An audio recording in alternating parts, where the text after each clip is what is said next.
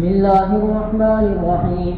الحمد لله رب العالمين، والصلاة والسلام على سيد الأنبياء والمرسلين وعلى آله وصحبه أجمعين، أما بعد. وبالسند المتصل منا إلى الشيخ الإمام الهمام الحافظ الحجة أمير المؤمنين في الحديث أبي عبد الله محمد بن إسماعيل بن إبراهيم بن المغيرة بن بردزبة الجعفي اليماني البخاري رحمه الله تعالى أنه قال: باب الصلاة من الإيمان. وقول الله تعالى: وما كان الله ليضيع إيمانكم، يعني صلاتكم عند البيت. وبه قال حدثنا عمرو بن خالد قال حدثنا زهير قال حدثنا أبو إسحاق عن البراء رضي الله تعالى عنه وعنهم أن النبي صلى الله عليه وسلم كان أول ما قدم المدينة نزل على أجداده أو قال أخواله من الأنصار، وأنه صلى قبل بيت المقدس 16 شهرا أو 17 شهرا، وكان يعجبه أن تكون قبلته قبل البيت، وأنه صلى أول صلاة صلاها صلاة العصر وصلى معه قوم، فخرج رجل ممن صلى معه فمر على أهل مسجد وهم راكعون فقال: أشهد بالله لقد صليت مع رسول الله صلى الله عليه وسلم قبل مكة، فداروا كما هم قبل البيت. وكانت اليهود قد أعجبهم إذ كان يصلي قبل بيت المقدس، وأهل الكتاب فلما ولى وجهه قبل البيت أنكروا ذلك. قال زهير: حدثنا أبو إسحاق عن البراء رضي الله عنه في حديثه هذا أنه مات على القبلة قبل أن تحول رجال وقتلوا، فلم ندر ما نقول فيهم، فأنزل الله تعالى: وما كان الله ليضيع إيمانكم. بسم الله الرحمن الرحيم. الحمد لله رب العالمين، والصلاة والسلام على سيد الأنبياء وأشرف المرسلين وعلى آله وصحبه أجمعين ومن تبعهم بإحسان في كل زمان ومكان إلى يوم الدين، أما بعد. باب الصلاة من الإيمان. الصلاۃ من الایمان کا باب یہاں قائم کیا گیا ہے، تو سوال یہ ہے کہ اوپر کے ابواب سے اس کی مناسبت کیا ہے؟ میں نے اس سے پہلے بھی آپ کے سامنے عرض کیا ہے کہ اصل مقصود امام بخاری کا امور ایمان کا بیان ہے۔ امور ایمان ہی کی تفصیلات میں امام بخاری اوپر سے متعدد ابواب قائم کرتے چلے آئے، اور اسی ضمن میں آپ نے ابھی قریب میں پڑھا تتبع قیام رمضان من الایمان، صوم رمضان احتسابا من الایمان، قیام لیلۃ القدر من الایمان، اور پھر اس سے پہلے جو ہے آیا تھا حلاوت ایمان کا بیان، اطعام الطعام من الایمان کا بیان وغیرہ وغیرہ۔ تو اصل مقصود امام بخاری کا یہ ہے کہ وہ امور ایمان کو پیش کر رہے ہیں اور یہ بتانے کی کوشش کر رہے ہیں کہ ایمان ان سارے اجزاء سے مرکب ہے، اس لیے یہ تفصیلات پیش کرتے آ رہے ہیں۔ لیکن کبھی کبھی ضمنی طور پر بھی کوئی باب لے آتے ہیں کسی اشکال کا جواب دینے کے لیے، یا کسی بات کی ترغیب کے طور پر، جیسے اس سے پہلے جو باب ہے الدین یسر، اس سے پہلے تھا قیام رمضان من الایمان، پھر صوم رمضان من الایمان، درمیان میں باب آ گیا الدین یسر۔ کیوں؟ تاکہ لوگوں کو ترغیب ہو، پریشان نہ ہو، بھائی روزہ بھی رکھنا، نماز بھی پڑھنا، تراویح پڑھنا، تہجد پڑھنا، لیلۃ القدر میں کھڑے رہنا بڑے مشکل کام ہے۔ امام بخاری رحمۃ اللہ علیہ نے الدین یسر لا کر بیچ میں تسلی دے دی کہ نہیں، دین بہت آسان ہے، کر کے تو دیکھو۔ کرے بغیر ہی تم سمجھ رہے ہو کہ مشکل تو بہت مشکل معلوم ہوتا، لیکن دین پر جب چلتے ہیں تو دین پر چلنے سے دین آسان معلوم ہوتا ہے، اور دین میں آسانی ہی مطلوب بھی ہے۔ اللہ بھی تمہارے ساتھ کوئی مشکل نہیں چاہتے، عسر و تنگی نہیں چاہتے، بلکہ اللہ تو تمہیں آسان چاہتے ہیں، آسانی ہی دینا چاہتے ہیں۔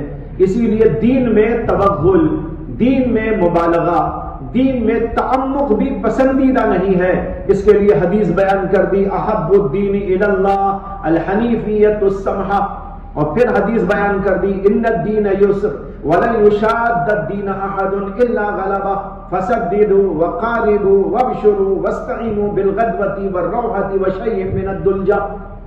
یہ سب کیوں بیان کیا؟ اوپر جو اشکال ہو سکتا تھا یا لوگوں کو کوئی پریشانی محسوس ہو سکتی تھی، ضمنی باب سے اس کا جواب تھا۔ اب پھر اپنی اصل پر آ گئے، جو امور ایمان کا بیان چل رہا تھا وہیں آ گئے۔ الصلاۃ من الایمان، سمجھ میں آئی بات؟ یہ ہے مناسبت۔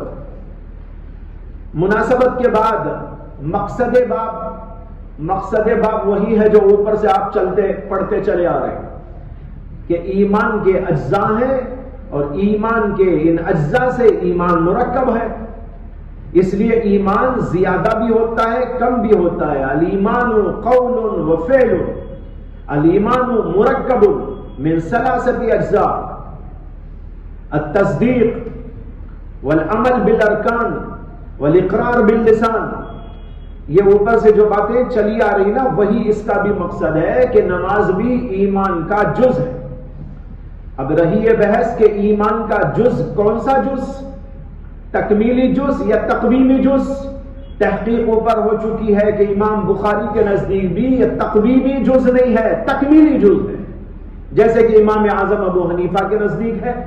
اسی طرح جمہور علماء کے نزدیک بھی، یعنی اہل سنت کے نزدیک یہ جز تقویمی نہیں ہے کہ اگر وہ جز نہ رہے تو ایمان ہی ختم ہو جائے۔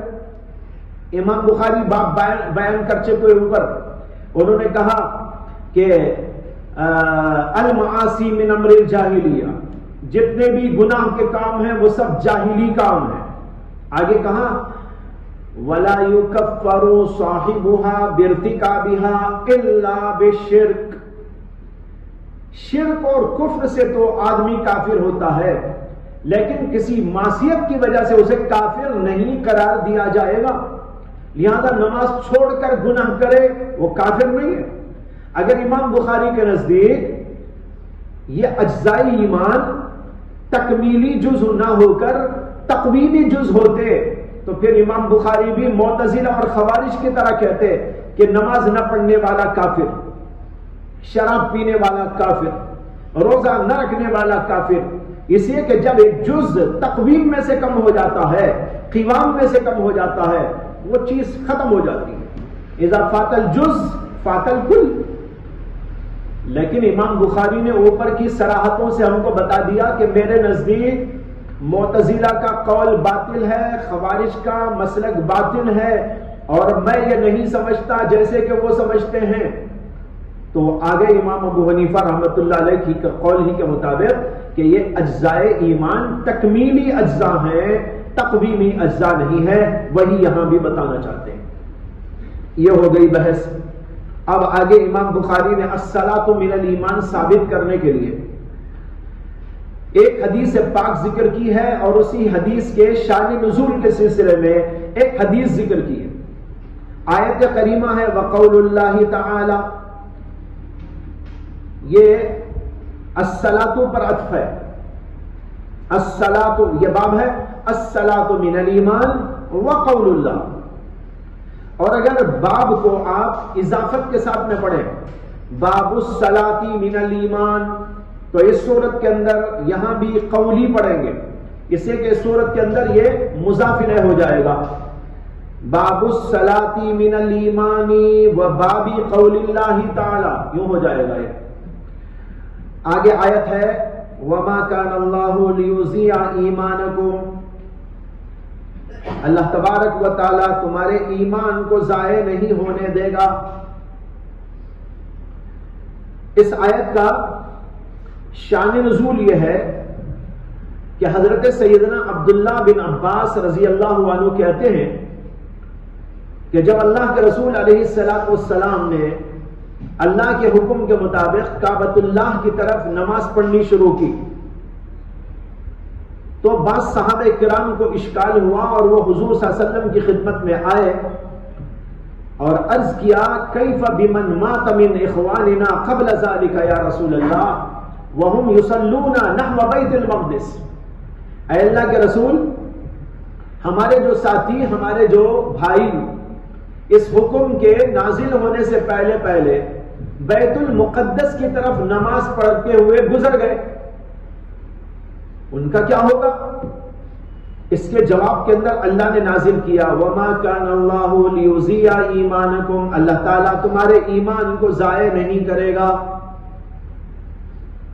ایمان کو ضائع نہیں کرے گا، یعنی صلاتکم یعنی صلاتکم، تمہارے نماز کو ضائع نہیں کرے گا، اس لیے کہ ایمان کے بارے میں سوال نہیں تھا، نماز کے بارے میں سوال تھا، اسی امام بخاری کہہ رہے ہیں یعنی صلاتکم، یعنی تمہاری نمازوں کو اللہ ضائع نہیں ہونے دے گا۔ تو دیکھو سوال ہوا تھا کس کے بارے میں؟ نمازوں کے بارے میں، جواب کیا آ رہا ہے؟ تمہارے ایمان کو ضائع ہونے نہیں دے گا۔ معلوم ہوا کہ ایمان کا اطلاق نماز پر ہوتا ہے، ایمان کا اطلاق نماز پر ہوتا ہے، یعنی نماز کو ایمان کہا جا سکتا ہے، تو معلوم ہوا کہ نماز تو ایمان ہے، الصلاۃ من الایمان، ثابت ہو گیا نہیں ہو گیا باب؟ بس اتنا ہے امام بخاری کا مقصد۔ اب ختم ہو گئی امام بخاری کی بحث، اب ہماری بحث ہے۔ یہ تو امام بخاری کا مقصد تھا، اتنے میں ختم ہو گیا کہ دیکھو اللہ تعالیٰ نے سوال کیا تھا صحابہ نے صلاۃ کے بارے میں، تو جواب نازل کیا ما کان اللہ لیضیع ایمانکم، اللہ تمہارے ایمان کو ضائع نہیں کرے گا۔ تو معلوم ہوا ایمان بول کر نماز مراد لی گئی تو نماز ایمان ہے، الصلاۃ من الایمان، باب ثابت ہو گیا۔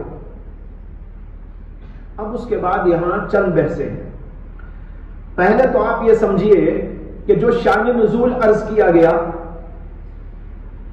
وہ میں نے مختصر عرض کر دیا تاکہ امام بخاری کی بات کو سمجھنا آسان ہو جائے اختصار کے ساتھ، لیکن اب تھوڑی سی تفصیل کے ساتھ اس شان نزول کی روایت کو سمجھ لیں۔ آپ کو یہ بات معلوم ہے کہ رسول اللہ صلی اللہ علیہ وسلم جب مدینہ تشریف لائے تو آپ 16 مہینے یا 17 مہینوں تک بیت المقدس کی طرف رخ کر کے نماز پڑھتے تھے، لیکن آپ کی دلی خواہش تھی اور دلی تمنا تھی کہ بیت اللہ کو قبلہ بنایا جائے، بیت اللہ ہی ہمارا قبلہ ہو۔ چنانچہ آپ کی اس پسند اور خواہش کے مطابق، تمنا کے مطابق، اللہ تبارک و تعالیٰ نے آیت کریمہ نازل کر کے آپ کو حکم دے دیا کہ اب آپ کعبۃ اللہ کی طرف کعبۃ اللہ کو قبلہ بنا کر اس کی طرف رخ کر کے نماز پڑھیں۔ اللہ نے کہا قد نرى تقلب وجهك في السماء فلنولينك قبلة ترضاها فول وجهك شطر المسجد الحرام۔ قد نرى تقلب وجهك في السماء، ہم نے آپ کے چہرے کا بار بار آسمان کی طرف اٹھنا دیکھ رہے ہیں۔ اللہ کے نبی انتظار کر رہے تھے کوئی حکم آ جائے، جبریل آ رہے ہوں، کبھی ادھر دیکھتے کبھی ادھر دیکھتے، یہ انداز تھا۔ اسی انداز نبوی کو اللہ نے قرآن کے اندر ضبط کر دیا، آپ کے چہرے کے اٹھنے کے انداز کو بھی، آپ کی سیرت کے اس کے پہلو کو بھی قرآن کریم کے اندر ضبط کر دیا گیا، تاکہ قرآن مجید جب تک ہے قیامت تک اس وقت تک آپ کی ادا بھی قرآن میں پڑھی جائے۔ قد نرى تقلب وجهك في السماء، آپ کا چہرہ جو بار بار آسمان کی طرف اٹھتا ہے انتظار میں، ہم اس کو دیکھ رہے ہیں، لہذا فلنولینک قبلۃ، ہم آپ کو اسی طرف پھیر دیتے ہیں جو آپ کا مرضی والا قبلہ ہے، ترضاہا، جو آپ کی مرضی والا قبلہ ہے اسی مرضی والے قبلے کی طرف آپ کو رخ کرنے کا حکم دیتے ہیں۔ فول وجہک شطر المسجد الحرام، لہذا اب نمازوں کے اندر بیت الحرام مسجد حرام کی طرف رخ کر کے نماز پڑھو، یہ حکم آ گیا۔ تو آپ ادھر پھر گئے، اور اس سے پہلے آپ نے پڑھ لیا تھا کہ صحابہ نمازی کے اندر گھوم گئے وغیرہ وغیرہ، تفصیلات کہیں پڑھی ہوگی، یہاں آئے گی ابھی تفصیل اس کی۔ یہ واقعہ ہوا، جب یہ واقعہ ہوا تو بعض صحابہ کرام کو اشکال ہو گیا۔ اشکال یہ ہو گیا کہ جو حضرات صحابہ بیت اللہ کی طرف رخ کرنے کا حکم آنے سے پہلے پہلے بیت المقدس کی طرف رخ کر کے نماز پڑھتے رہے، اور وہ انتقال بھی کر گئے اسی زمانے میں، اب وہ موجود بھی نہیں ہے، تو ایسے لوگوں کی نمازوں کا کیا حال ہے؟ ان کی نمازیں ہوئی یا ضائع ہو گئی؟ جب یہ سوال اللہ کے رسول علیہ الصلوۃ والسلام کی خدمت میں پیش کیا گیا تو قرآن کریم کے اندر آیت کریمہ اس موقع پر نازل ہوئی اور فرمایا گیا ما کان اللہ لیضیع ایمانکم، اللہ تمہارے ایمان کو یعنی تمہاری نماز کو ضائع ہونے نہیں دے، تمہاری نمازیں مقبول ہیں، جو نمازیں بیت المقدس کی طرف رخ کر کے تم نے پڑھی وہ بھی مقبول، جو لوگ انتقال کر گئے اس وقت کے حکم کے مطابق انہوں نے پڑھی ہے ان کی نمازیں مقبول ہیں، اور اب تم کو حکم دیا گیا ہے تو اب تم کعبۃ اللہ کی طرف نماز پڑھو، اس میں کوئی مضایقے کی بات نہیں ہے۔ یہ حکم آ گیا اللہ کی طرف سے اور صحابہ کرام کو اس میں تسلی دے دی گئی، لیکن یہاں پر ایک بہت بڑا سوال ہے، اس شان نزول پر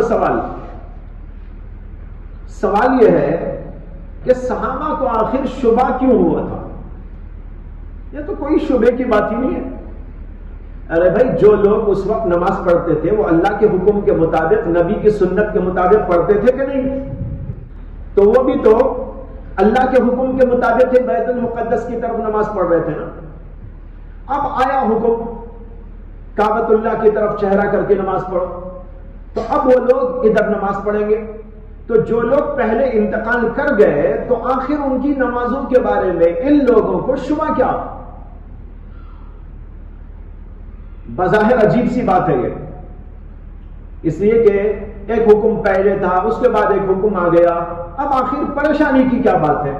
جو لوگ اس وقت کے حکم کے مطابق پڑھ رہے تھے، حکم کے مطابق پڑھنے سے اللہ کے نزدیک وہ بھی مقبول، تو بعد میں حکم بدلا تو ان کی نمازوں کے بارے میں شبہ ہونے کا بظاہر کوئی سوال نہیں پیدا ہوتا، لیکن حضرات صحابہ کو سوال پیدا ہوا، اللہ کے نبی کے دربار میں پیش کیا گیا، اور مزید یہ کہ قرآن میں اس کا جواب نازل ہوا۔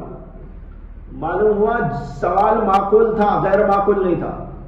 اگر سوال غیر معقول ہوتا تو یہ جواب نہ دیا جاتا، نہ اللہ جواب دیتے، نہ نبی علیہ السلام کو جواب کی زحمت اٹھانے کی ضرورت تھی، بلکہ کہتے کیا بیکار سوال ہے بھائی، لفظ سوال ہے، لیکن نہیں، نبی نے بھی اعتنا کیا اس سوال کا اور اللہ نے بھی اعتنا کیا اس سوال کا اور جواب نازل فرمایا۔ معلوم ہوا کہ سوال معقول تھا، لیکن یہ ایسا معقول ہے جو ہم نامعقول لوگوں کے ذہنوں میں نہیں آ رہا ہے، اس لیے سوال ہم کو ہو رہا ہے۔ چنانچہ اس سوال کا جواب دینے والوں نے جواب دیا۔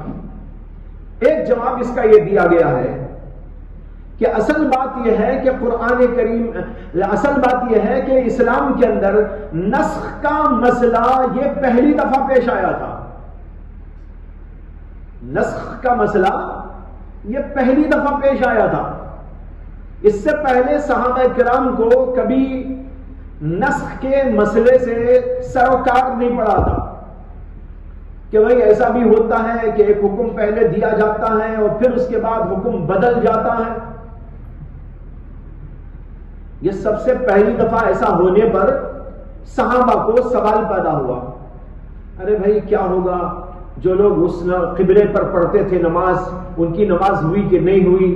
یہ اللہ کا حکم اب آیا ہے، تو پہلے ایسا ان کو کبھی سابقہ نہیں پڑا تھا کہ ایک حکم منسوخ ہو کر دوسرا حکم دیا جاتا ہے، یہ اس لیے ان حضرات کو اشکال پیش آیا۔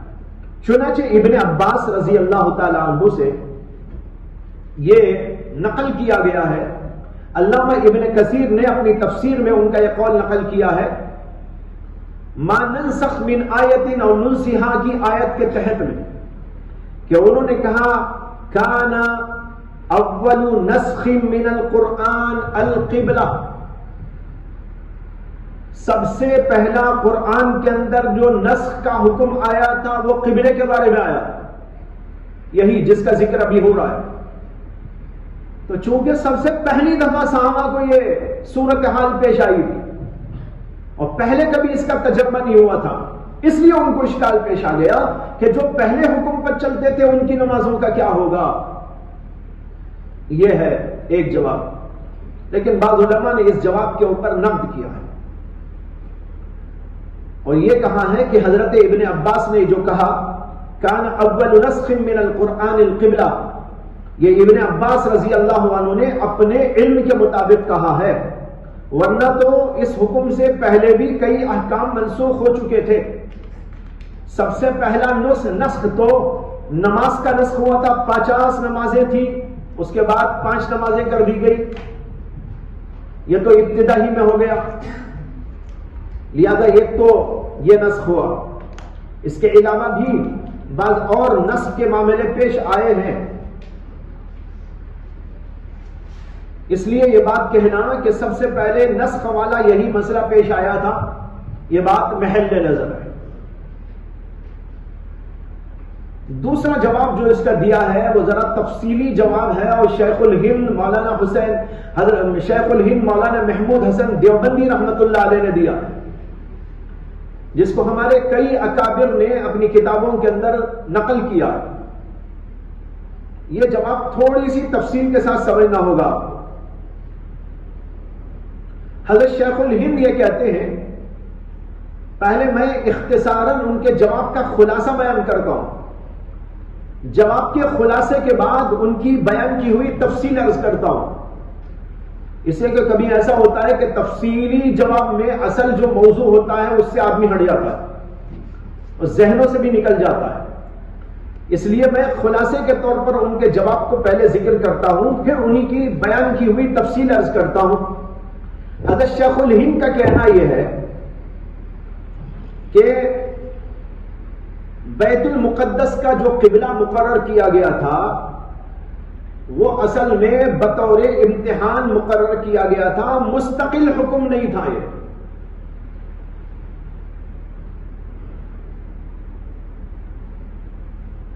اس کو انہوں نے تعبیر کیا ہے قبلہ عارضی طور پر اس کو مقرر کیا۔ جب امتحان کا زمانہ گزر گیا تو پھر اللہ نے جو اصل حکم تھا وہ نازل فرمایا اور قبلے کو بدل کر کعبۃ اللہ کی طرف رخ کرنے کا حکم دے دیا گیا۔ اور اس حضرات صحابہ کے علم میں یہ بات تھی کہ اللہ کے رسول علیہ الصلوۃ والسلام انتظار میں ہے قبلے کے بدلنے کے بارے میں، جیسے کہ آیت ابھی پڑھی آپ نے، قد نرى تقلب وجهک، آسمان کی طرف نگاہ اٹھاتے ہیں، دیکھتے ہیں کہ کوئی حکم نازل ہو رہا ہو، جبریل آ رہے ہوں، تو صحابہ کو یہ ساری بات معلوم تھی۔ تو ایک تو یہ عارضی حکم، دوسرے اللہ کے نبی کی طرف سے قبلے کے بدلنے کا انتظار جاری تھا۔ جب قبلے کا حکم بدلا تو اس سے پہلے جو صحابہ گزر چکے تھے تو ان حضرات کو اشکال یہ ہوا کہ بھئی یہ تو عارضی قبلہ تھا، اصل قبلہ نہیں تھا، حکم تو اللہ ہی کا تھا، لیکن امتحاناً چند دنوں کے لیے عارضی طور پر حکم دیا گیا تھا۔ اور جو حضرات صحابہ اس زمانے میں ادھر نماز پڑھ رہے تھے وہ سبھی پڑھ رہے تھے، اللہ کے نبی بھی پڑھ رہے تھے، تو اسے عارضی سمجھ کر پڑھ رہے تھے، اور یہ کہ انتظار بھی کر رہے تھے بدلے گا بدلے گا بدلے گا۔ جب اس انتظار کے بعد حکم نازل ہوا تو اشکال پیدا ہوا کہ عارضی قبلے کی طرف پڑھنے والے لوگوں کی نماز بھی ہوئی کہ نہیں ہوئی۔ سمجھ میں آ رہی نا بات؟ یہ شیخ الہند کی تقریر کا خلاصہ ہے۔ اب سمجھیے کہ انہوں نے جو اس کی تفصیل بیان کی وہ کیا ہے۔ حضرت شیخ الہند کہتے ہیں کہ اس طرح کے حالتیں 2 دفعہ حضرات صحابہ کو پیش آئی۔ ایک تو اسی قبلے کے مسئلے میں پیش آئی اور اشکال اور سوال پیدا ہوا کہ نماز ہوئی کہ نہ ہوئی، اور دوسرے اس وقت میں یہ صورتحال پیش آئی جبکہ حرمت خمر کا حکم نازل ہوا، یعنی شراب کی حرمت کا حکم نازل ہوا۔ جب شراب حرام کی گئی تو حرام ہونے سے پہلے تو بہت سارے صحابہ پیتے تھے،